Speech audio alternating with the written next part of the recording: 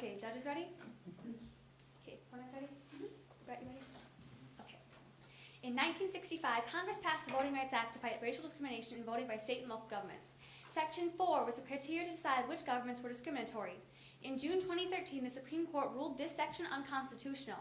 We affirm this decision and the resolution stating, resolved. The Supreme Court rightly decided that Section 4 of the Voting Rights Act violates this Constitution for the following 3 reasons. 1. Section 4 is outdated and didn't apply to current conditions. 2. Section 4 now violates state rights. And 3. Different sections of the VRA still protect. First, we offer the following framework. The resolution states that we should be debating about whether Section 4 violates the Constitution. Therefore, this will be your #1 voter in the round. So if we can prove to you that Section 4 violates the Constitution in any way, you should be circling a pro ballot. Now on to our first point. Section 4 is outdated and didn't apply to current conditions.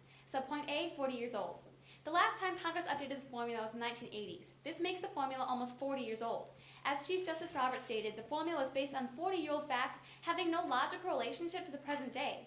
It is unfair to the states because it is basing off the racial past when the conditions have improved significantly. Subpoint B no longer applies. The simple fact of the matter is the formula no longer applies to the states. The Heritage Foundation in 2013 found in the 2004 election, just 2 years before Congress was considering the renewal of Section 5, black voting rates exceeded those of whites in Virginia, South Carolina, Georgia, Alabama, and Mississippi, which were covered in whole, and Florida and North Carolina, portions of which were covered.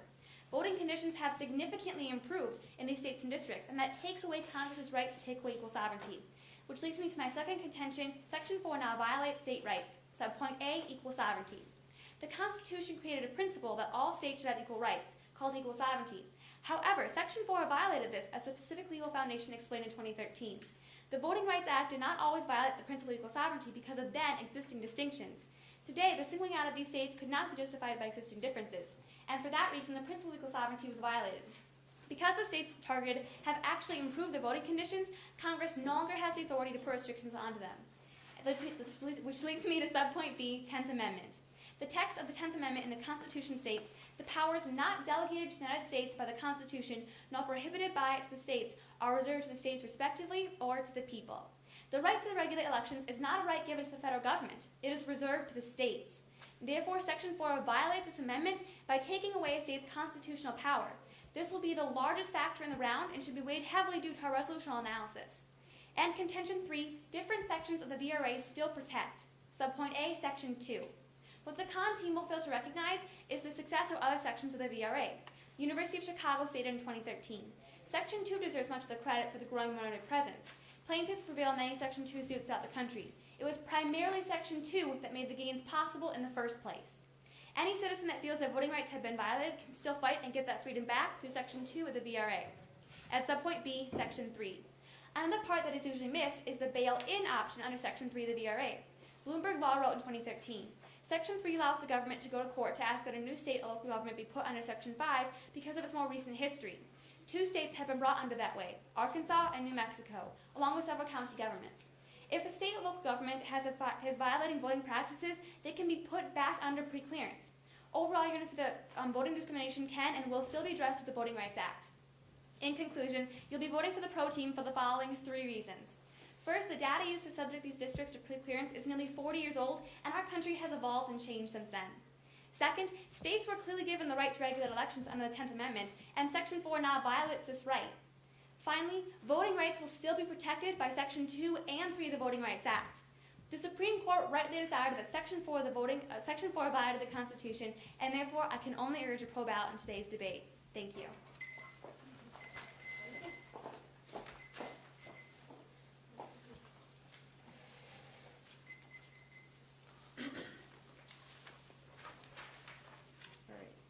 You can hear me, right?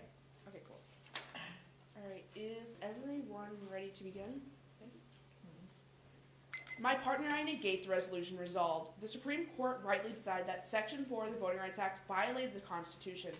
We do so for 3 reasons. First, the data was not outdated.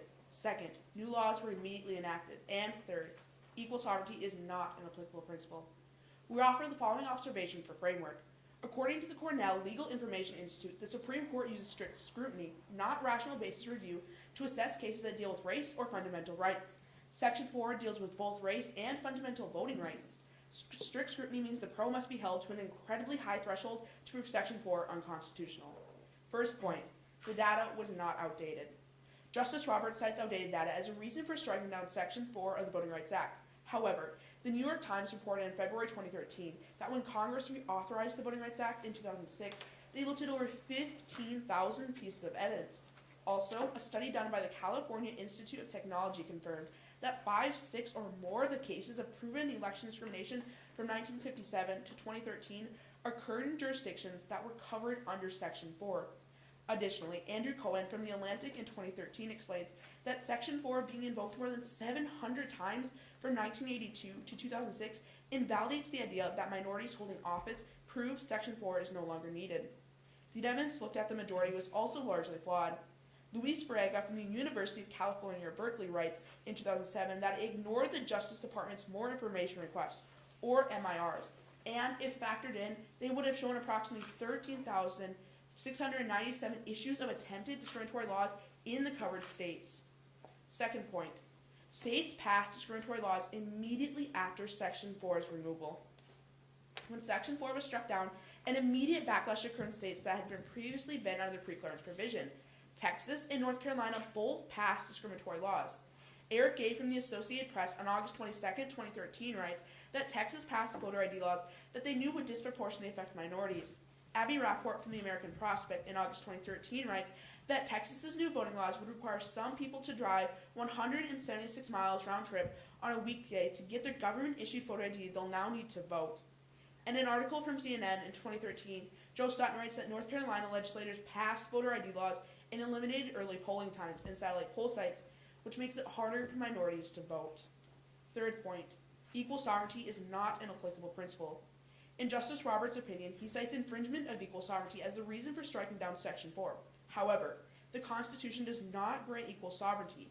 The Constitution Society, a nonprofit dedicated to public education on constitutional issues, states in 2013 that neither the 10th Amendment nor Article 4 limits federal authority for states' rights, whereas both the 14th and the 15th Amendment allow for the federal government to ensure each state respects the individual right to vote.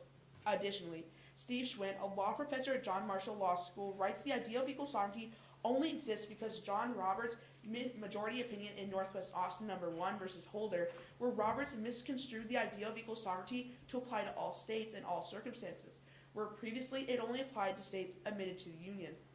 Furthermore, equal sovereignty is ignored daily by Congress on issues much less important than voting rights. Eric Posner, law professor at the University of Chicago, contends that all laws treat states differently every day. He cites examples like disaster relief laws, pollution control laws, and progressive taxes. He also points out that the Environmental Protection Agency can single out states with serious pollution problems. The Justice Department can keep an eye on states with serious corruption problems, and immigration authorities can single out border states for surveillance. In all, the Supreme Court wrongly decided that Section 4 of the Voting Rights Act is unconstitutional because they made the assumption that it infringed upon states' rights, when in fact it merely infringed on their non-existent right to discriminate. For these reasons, the Supreme Court's analysis of the data was flawed. States immediately passed laws, and equal sovereignty is not an applicable principle. You can only see a common ballot.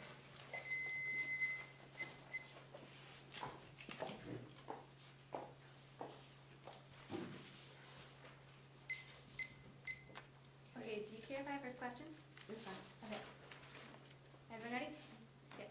When specifically do those 750 objections that you talked about in your first contention happen, like Section 4 objections? Specifically, it happened from 1957 to 2013 is what our evidence contends. And basically, So that's over like a 50-year period that these 750 objections it's have been been happening. 700 times this has actually been invoked in the state, proving more that these discriminatory practices are still occurring in Section 4. But this is over a 50-year time period, correct? But also we have to look to our Luis Farraga evidence that specifically says if MIRs are factored in, it proves over 13,697 issues of discriminatory laws in these specific states. Can I ask a question? Okay, where is the words equal sovereignty explicitly stated in your Constitution?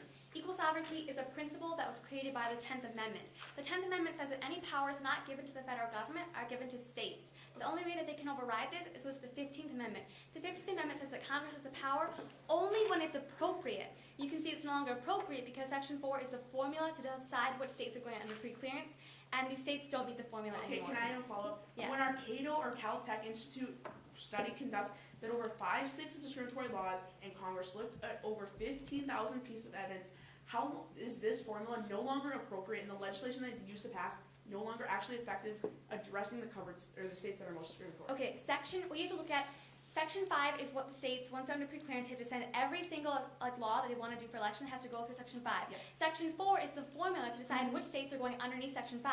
The formula says these states need to have less than 50% minority turnout to be under Section 5. But Congress is using evidence from the 40 years ago to put these states under under the formula, because every single preclearance state has met this 50% minority turnout, and they've graded it. So since these states no longer meet, yeah. What evidence contends that they're using 40-year-old data or the 40-year-old formula? Because our evidence contends it's actually evidence from 2006. That the Congress is using? The evidence specifically is from 2006.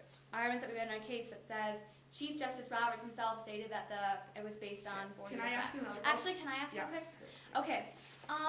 The voter ID laws, are you aware that states are providing free voter ID laws and free transportation to get These to states the voter aren't, ID the laws? only specific states that I'm guessing you're going to bring up is states like Mississippi. However, we specifically analyze states like Texas, where they're not free, they have to drive 176 miles. Now, to my minority who's at an economic disadvantage, can't get access to these types of resources, like a car or the money to go and get a voter ID, that means they no longer have the access to the ballot that they're guaranteed under the 15th Amendment right to vote. Okay.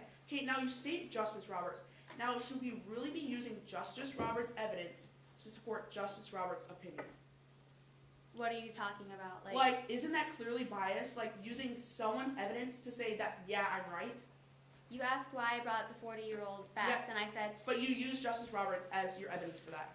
yeah, because he's contending that this Congress is using do you want me to finish the answer, or should I just finish the sentence? Sure. Okay, that the states, Congress is basing their evidence to put these states under preclearance based on what they committed 40 years ago, 40-year-old facts.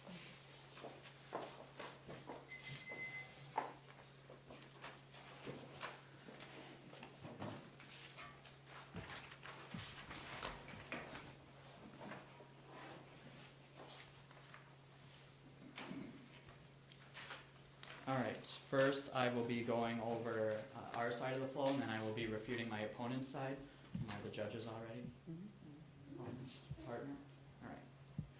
All right. So let's go to our first point that the formula is outdated. Subpoint A, 40-year-old data. You're going to extend our evidence from our case saying that Congress's formula is using data from the 1980s, and that is almost 40 years old. It is obviously not going to represent on what these states are doing today. And that leads me to our second point, subpoint B, that it no longer applies. Let's look at the actual formula of Section 4, which we are debating about today. Its contention is that the second element of the formula would be satisfied if the director of the census determined that less than 50% of persons of voting age were registered to vote on November 1st, 1964. Let's look at the 2012 election data. According to Sean Sullivan, only 3 states had less than a 50% voter turnout. That would be Oklahoma, West Virginia, and Hawaii. None of those states are under preclearance. So what that means is that every state that was under preclearance had a greater than 50% voter turnout. Therefore, they would no longer be put under this formula. However, Congress refuses to use current data. They said that it used data in 2006. However, if they would use 2012 data now, they would see that these states would no longer be put under preclearance, and that violates the states' rights, which leads me to our second point, that it violates the state rights. Subpoint A equals sovereignty. State sovereignty is essential to the Union. ACS Law 2013. Over 100 years ago, this court explained that our nation was and is a union of states equal in power, dignity, and authority. Indeed, the constitutional equality of the states is essential to the harmonious operation of the scheme upon which the republic was organized. The Voting Rights Act sharply departs from these basic principles. What that is saying is that under the 10th Amendment, it says any powers not given to the federal government are reserved to the states. The states' right to regulate their own elections is not given to the federal government, so it is reserved to the states. The only way Congress can override that is through the 15th Amendment. However, if we look at the 15th Amendment, it says Congress can only enforce using appropriate legislation. But we can see here it's obviously not appropriate legislation, because if they would use current data, this formula would not put these states under preclearance anymore, and you're going to flow that to the pro side. Also, let's look at the necessary and proper clause of the Constitution. Article 1, Section 8 of the Constitution, Congress has power to make all laws which shall be necessary and proper. However, again, we can see that it wouldn't be proper, because if they would use current data, however, they are not. If they would use current data, these states would no longer be put under the formula because they have a greater than 50% voter turnout. So we have given you 3 instances in which Section 4 of the Voting Rights Act violated the Constitution. If we win any of these, we have affirmed the resolution, and you will be circling a pro ballot. Let's go on to our third point now, that other sections still solve. Justice Department can still protect voting rights, according to the Week magazine 2013. Attorney General Eric Holder announced that as Congress considers updates to the Voting Rights Act in light of the court's ruling, we plan in the meantime to fully utilize the law's remaining sections to subject states to preclearance as necessary. The Attorney General himself acknowledged that there are other sections of the Voting Rights Act that will prevent discrimination. So you're also going to see this goes to the pros side. And also extend our evidence under Section 2 that this is the reason we have evolved since the 1960s, not Section 4 as they talk about. It was Section 2 that has solved this. And also let's go to subpoint B, Section 3. Section 3 does the same job without constitutional concerns. Yale Law and Policy Review, September 2013. The bail-in provision does not rely on the Section 4 formula or any legislative calculation. Rather, jurisdictions become subject to preclearance under Section 3 upon an individualized determination by a court and rely only after the jurisdiction has been found in violation of the 14th or 15th Amendment. In this way, Section 3 bail-in process is more likely to satisfy constitutional concerns. Section 3 doesn't base its data off of something that happened 40 years ago, like Section 4. In this way, it applies to the Constitution because it's using current data to put these states under preclearance. Extend our evidence saying that Arkansas and New Mexico were both put under preclearance under Section 3, so clearly these other sections are still working to prevent discrimination. And also on their case, they only mentioned like the Texas voter ID laws and other ID laws that are passed. However, I have evidence that every voter ID law that has been passed since the Supreme Court's ruling, they are all free, except in the state of New Hampshire, which wasn't even under Section 4 in the first place. So these new discriminatory laws that they talk about the states not being under preclearance are passing, they are all free, and I have the evidence available for them if they would like to look at that. And that is why you will be voting pro. I'm gonna take a little bit of time.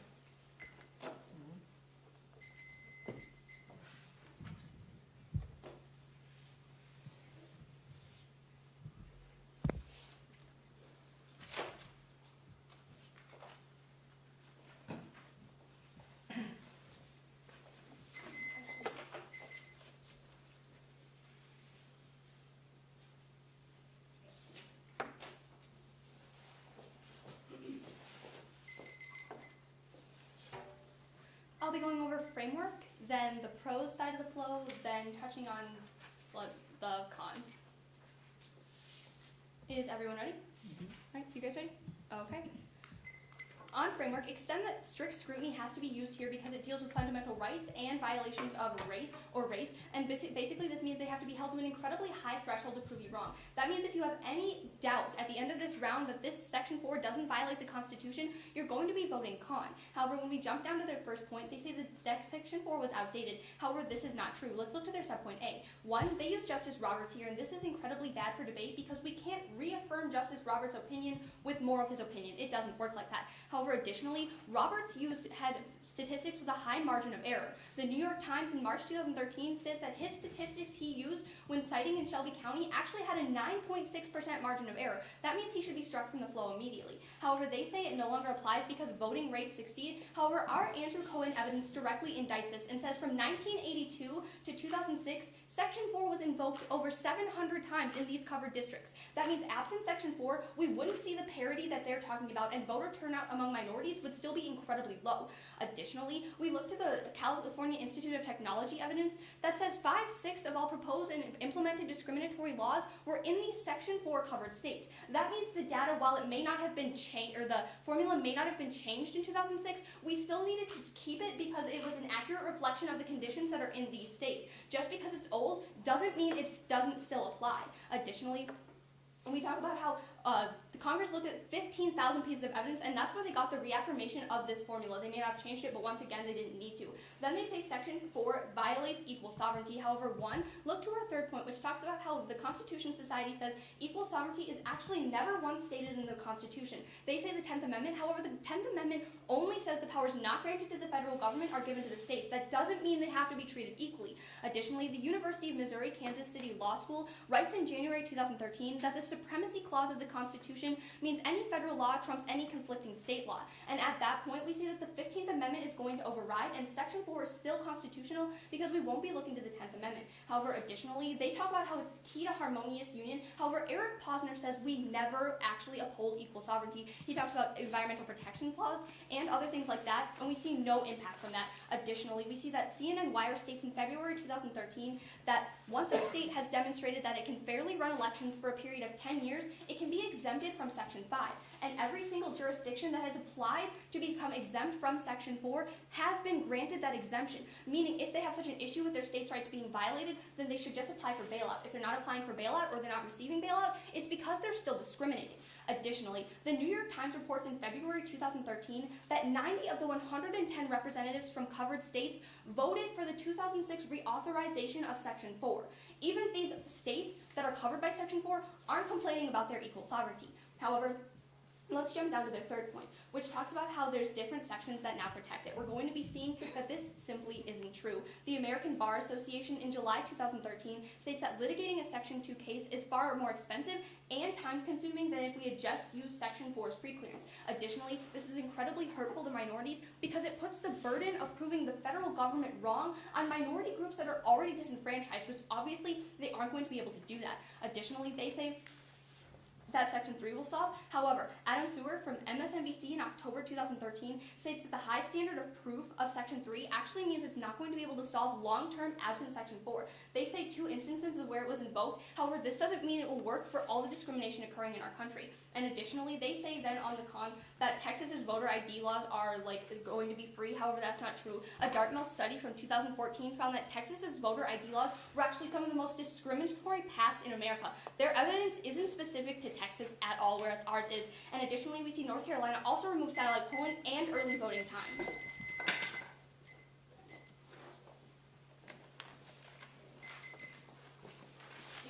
Great question, Ben. Okay. Let's see. Is everyone ready for Crossfire? Okay. All right. So you stated that in 2006, Congress looked at 15,000 pages of evidence, correct? Yep. But what in our 2012 evidence trumped our 2006 evidence? What 2012 evidence? We stated in the 2012 election, all the states under preclearance had a greater than 50% voter turnout, Okay. which is a requirement of the formula, and therefore they Okay. would no longer fall Can I under the answer? formula. Basically, our Andrew Cohen evidence directly indicts this position and says that absent Section 4, that these wouldn't be on parity because Section 4 was invoked 700 times from 1982 to 2006. So, even though they're now being able to turn out, if Section 4 wasn't there, these discriminatory laws would have meant that wasn't happening. Additionally, you talk about the formula's 50% thing. However, Congress is just updating it and saying that these states are still the same. Just because they haven't changed it doesn't mean the same states don't have to be under preclearance. Okay, on your 700 objections from 1982 to 2006, Yeah. so that's a time frame. So couldn't these 750 objections occur just in 1982, but not actually recently? That's Or do you highly unlikely that 700 objections occurred in 1982. Additionally, Well, wouldn't you say we were more discriminatory 20 years ago than we are now? I would contend that that's not necessarily true, that they're actually using different means of Do you have any discriminating evidence here. that the objections were recent? They were from, 1982 is not that long of a time to completely eradicate discriminatory practices, and they didn't all happen in 1982. Actually, Georgia, Arizona, Alabama had laws struck down in 2006, and they've had laws struck down before 2013 when Shelby County was again. But let's talk about your 2012 election data. You talk about Ohio and stuff like that, but do you ever analyze minority turnouts or just voter turnouts in general? Well, the Because, Section 4 formula itself just says greater than 50% it of voter talks about turnout. minorities, though. No, in the specific formula, I Okay, can bring so that then- evidence. It just says greater than 50% voter turnout. It doesn't say in minorities. So if the 50% of people in the states are all the white people going to vote, does that mean we should strike down Section 4 because 50% of the state is voting, but all of these people are being disenfranchised? According to the Section 4 formula, we should.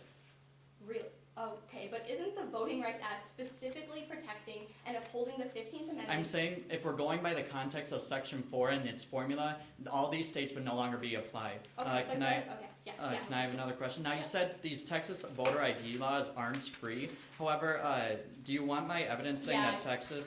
Okay, here it is. It says Texas Could we will actually issue. look at it, Okay. the date? Okay, there is no fee for an initial or duplicate Do you have a EIC. date for this? Yep, in the front, Okay. it Can we see was, the citation? these were all laws that were in effect in 2014.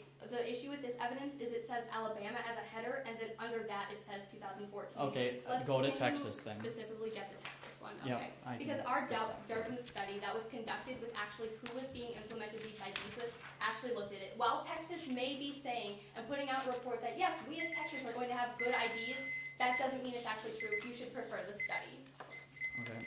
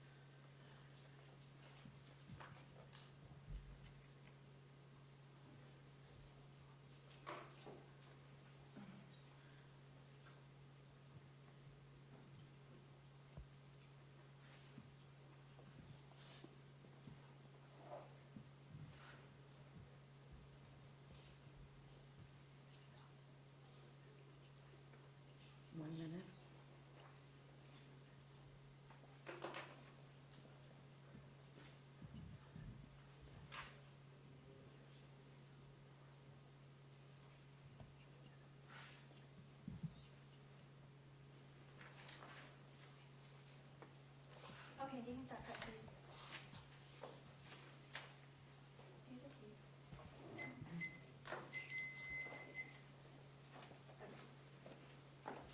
I'm just going to be going over two of the main points in the round. So this will be constitutionality, and then I'll move on to other sections. Okay. Is everyone ready? Okay. Okay. First of all, let's look at the resolution that we're debating today. We are debating the Supreme Court rightly decided that Section 4 of the Voting Rights Act violates the Constitution. We have to look at, is Section 4 violating the Constitution? We can see that Section 4 is the formula. Section 4 says that these states need to have less than 50% turnout for voting to be placed under pre-clearance. Once these states have met that, they no longer fall under the formula, they no longer fall under Section 4. We can see that every single state under pre-clearance, as I part it red, has met this greater than 50% turnout. They no longer fit Section 4. Because they don't fit Section 4, they no longer deserve to be under pre-clearance. They don't have to be under pre-clearance anymore under Section 4. We can see that Section 4 takes away these states' 10th Amendment rights, which gives the states the opportunity to regulate their own elections and state elections through the 10th Amendment. It says that any power not given to the federal government is given to the states. But because these states are under pre-clearance, they get the 10th Amendment right taken away from them.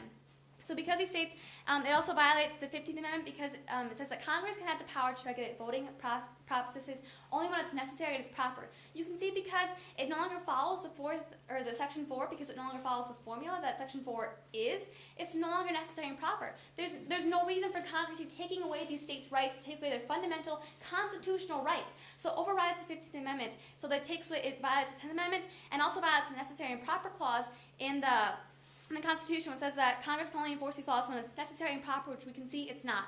And the equal sovereignty, which is the principle of the 10th Amendment, is what is also being violated. And also in other sections, Section 2, as read in our case, is the heart. It was mainly Section 2, not Section 4, that made the gains possible in the first place. Putting every single law through Section 5, once you're under pre-clearance, that takes time. That takes the same amount of time. So when you put under Section 2 will target the states that are actually being discriminatory. Section 2 will actually get to the heart. It will actually get rid of discrimination. And with both Section 3, which has brought in Arkansas and New Mexico, two entire states to Section 3 without being discriminatory, without violating the Constitution. So you can see that Section 4 violates the Constitution, which is what we're debating today. And for that, I can only see a pro ballot. Thank you.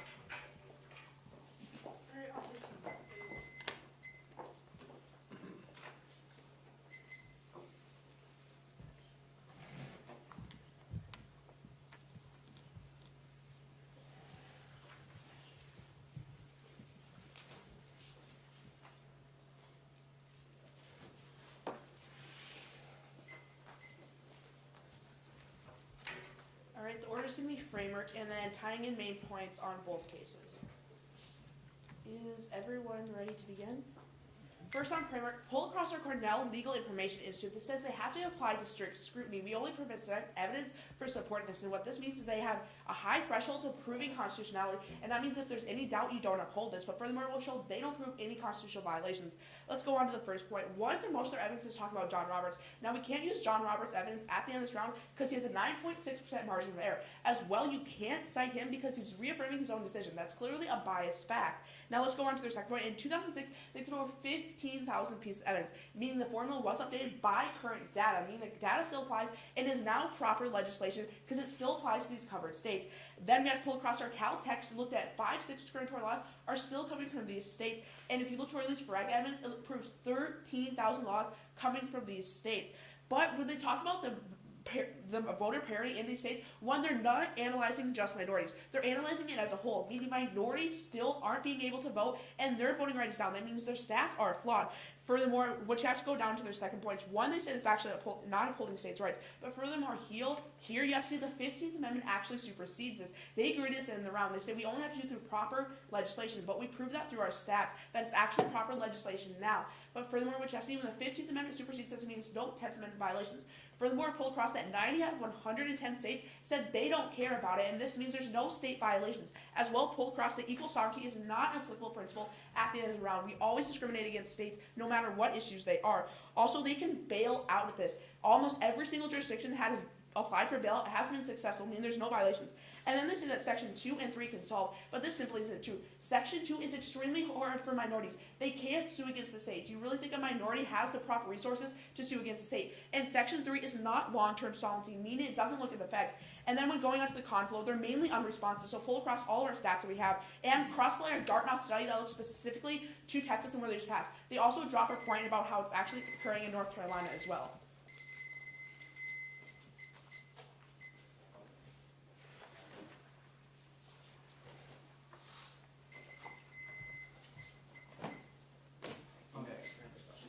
Do you agree that Congress should use current data when passing legislation? Yes, we would agree. Okay, so then how is 2012 data not acceptable compared to your 2006 data? Your 2012 data is incredibly flawed. It doesn't look at minority turnouts, and this is what the Voting Rights Act is trying to protect. You say, oh, 50% are voting, but that could easily be all of the whites or like racial majorities in that state, okay, and not necessarily these disenfranchised minorities. Additionally, when Congress reauthorized it in 2006, they did look at current data, and that's when they would have been reauthorizing it. All right, well, actually, if we look at the Section 4 formula, which we are debating about today, it only says that less than 50% of persons of voting age. It doesn't say of minorities. It just says of anyone of voting age. Therefore, our data does apply to the Section 4 formula. I don't see how it doesn't. Because the Voting Rights Act was literally enacted in 1965. Yeah, I'm saying it literally says only 50 of voting age. We disagree that that's what it's contending, that it's actually looking at minorities. Do you want the evidence of what Section 4 says? We understand what Section 4 says, but the Voting Rights Act intent and purpose is to stop minorities from being discriminated, and at the point where you only bring up statistics that look at like the overall of the state, that could easily be majorities, and that means minorities are essentially being swept under the rug. Let's talk about states' rights. You say that we have a principle of equal sovereignty in the Constitution, but why then did 90 of 110 of the covered states and every single Senate member from the covered states vote to reauthorize the Voting Rights Act in 2006? So you're saying that it just reflects the states because one person that they put in the Senate passed it? 90 well, of that's 110. their 90 of 110. But do all the people in the state always agree with what they're, like, do you agree with what Christine Noam all voted promotes? for that person.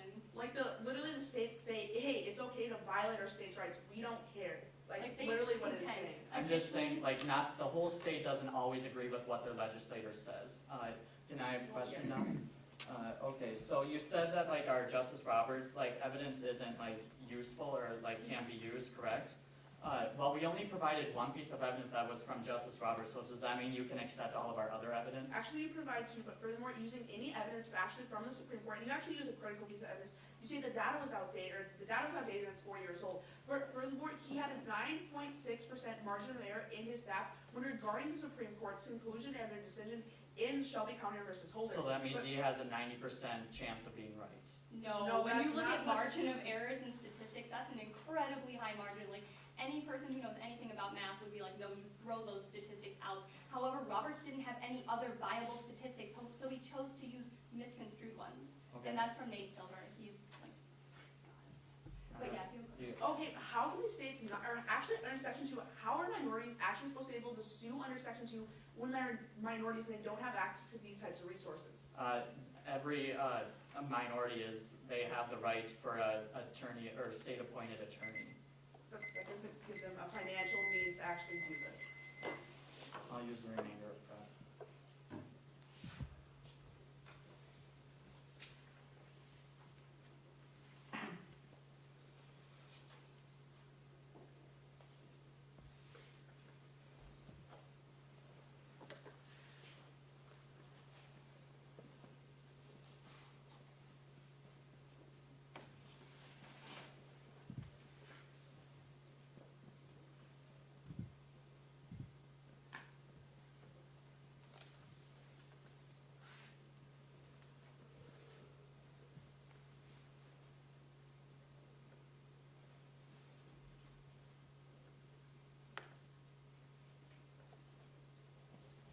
Time.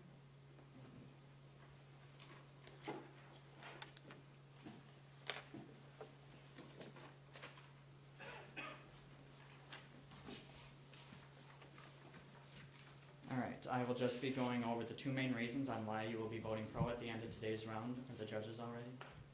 Opponent? Partner? All right. So again, let's look at the resolution we are debating today. The Supreme Court rightly decided that Section 4 of the Voting Rights Act violated the Constitution. What that means is that we have to look at what Section 4 actually says. And as I stated in my case, it said states are put under preclearance, one, if they pass discriminatory laws, and if they have less than 50% voter turnout. They're going to try to confuse you by saying it doesn't reflect minority voter turnout. However, we have to look at the actual context of Section 4. It just says 50% of voting age, and that is exactly what the states did. They had a greater than 50% turnout of voting age, which is what Section 4 says. Don't let them confuse you on this. And so therefore, since they no longer meet the formula, that takes away Congress's power to violate their right to regulate their own elections, which brings us to the 15th Amendment. They don't tell you the actual context of the 15th Amendment. It says Congress can only enforce using appropriate legislation. However, as we can see, it is not appropriate legislation. Because these states would no longer meet the criteria under the formula, they would surpass it. They would no longer be put under preclearance. And therefore, we're going to see that it violates the 15th Amendment, and it also violates the necessary and proper clause, as we stated in our case, or in my first speech, that Congress can only pass laws that are necessary and proper. And as we can see, it wouldn't be proper because this formula would no longer put these states under preclearance. So you're going to vote constitutionality to the pro side, and therefore you're going to circle a pro ballot because according to our both of our frameworks, constitutionality is the main point of this round, and the pro is winning it because we have successfully proven that Section 4 would no longer put these states under preclearance. And now we're going to go on to the other section solving. The only refute they have against Section 2 is that it's going to take time. However, they don't acknowledge that every state, like if it just wants to move a polling place, it has to put that through the federal government. That takes time and resources too. The only difference between Section 2 and Section 3, as I stated, is that Section 2 and Section 3 don't violate the Constitution. They don't violate our government on which it was based upon, as I stated in my case. They also didn't refute our Section 3 evidence, saying that 2 whole states were put under preclearance. So really, we're not going to see a violation of individual rights because Section 2 and Section 3 will still solve without violating the Constitution, and that's why you will be voting pro.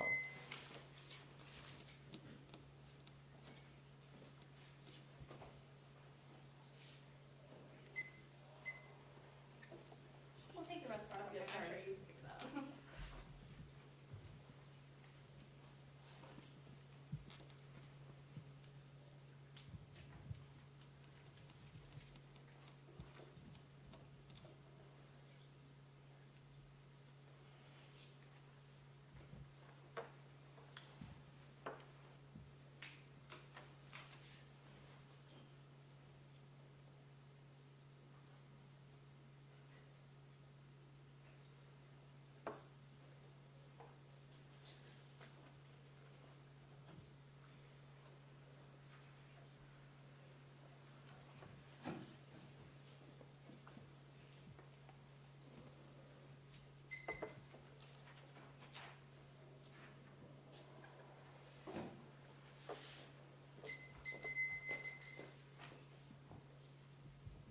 Right, is everyone ready? Okay.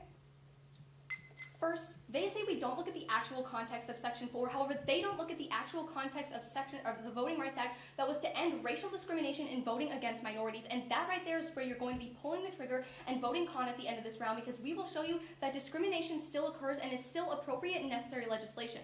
First, we see that in 2006, Congress analyzed 15,000 pieces of evidence that indicated that these covered states still needed to be under Section 4. That just shows you that it was appropriate legislation. Additionally, 5/6 of all discriminatory proposed or implemented laws occurred in these covered jurisdictions. That right there shows you that the discrimination is happening most frequently in these states covered by Section 4. Then, the only statistics they analyze is statistics of the entire state, not of minorities. Andrew Cohen directly indicts this when he says 700 times Section 4 was invoked between 1982 to 2006. This just shows you that absent Section 4, we would still be seeing flagrant discrimination against minorities, and we would not see these voter turnout rates that they claim are so great. Additionally, 2 days after Section 4 was struck down, Texas and North Carolina both passed discriminatory laws. They bring up how Texas has voter IDs, however prefer our Dartmouth study that isn't from Texas and actually analyzes how these IDs are going to affect minorities. Additionally, they say that Section 2 and Section 3 are going to solve. However, Section 2 doesn't solve because it puts the burden of proof on minorities. Obviously, they aren't going to be able to litigate against the federal and state governments they're already being disenfranchised by. And Section 3 doesn't solve. They can bring up 2 examples. However, that's not going to show long-term, as our evidence from MSNBC indicates. But then, let's look down to equal sovereignty. The big thing here is because it's never in the Constitution. Second, we see that 90 of 110 of the covered representatives actually voted for this. Even they aren't complaining about their state's rights being violated. However, additionally, don't let them use Roberts. He's obviously biased. We can't reaffirm his opinion with his opinion. And we see that the 15th Amendment supersedes, meaning we have to look at these rights violations that are occurring right now before we look to the 10th Amendment. That's the supremacy clause of the Constitution. And finally, if states can prove that they aren't discriminating, they can bail out. And that just means if they haven't bailed out, they're still discriminatory, and you should vote con.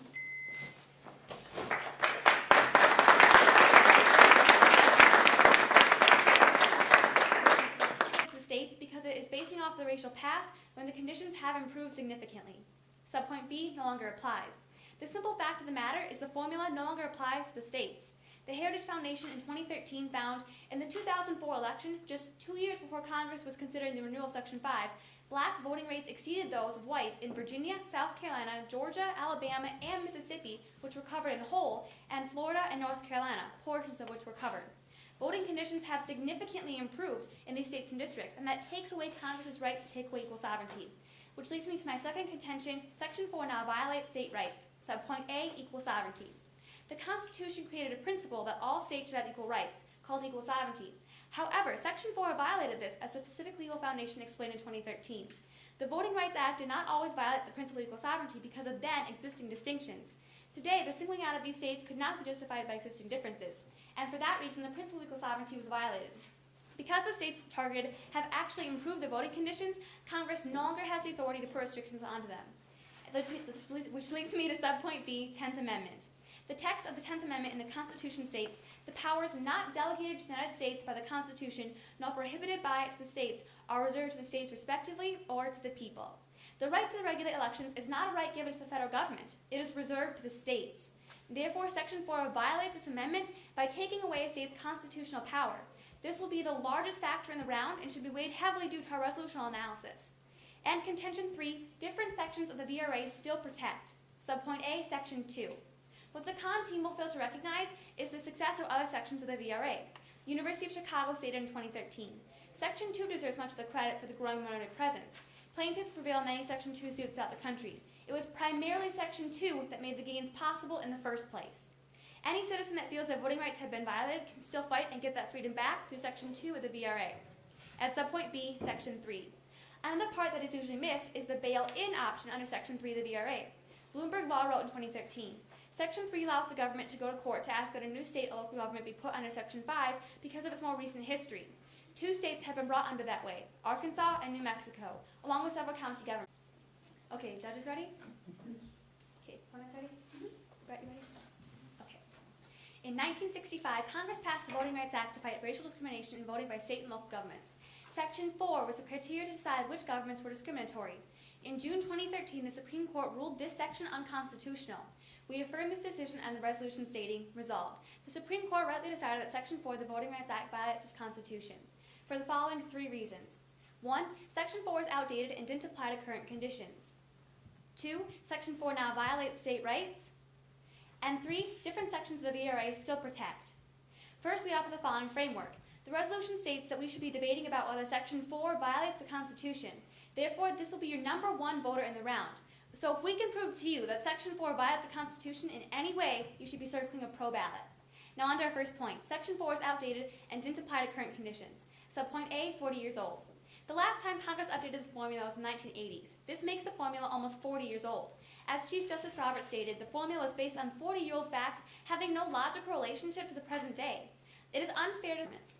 If a state or local government is violating voting practices, they can be put back under preclearance. Overall, you're going to see that voting discrimination can and will still be addressed with the Voting Rights Act. In conclusion, you'll be voting for the pro team for the following 3 reasons. First, the data used to subject these districts to preclearance is nearly 40 years old, and our country has evolved and changed since then. Second, states were clearly given the right to regulate elections under the 10th Amendment, and Section 4 now violates this right. Finally, voting rights will still be protected by Section 2 and 3 of the Voting Rights Act. The Supreme Court rightly decided that Section 4 violated the Constitution, and therefore I can only urge a pro ballot in today's debate. Thank you.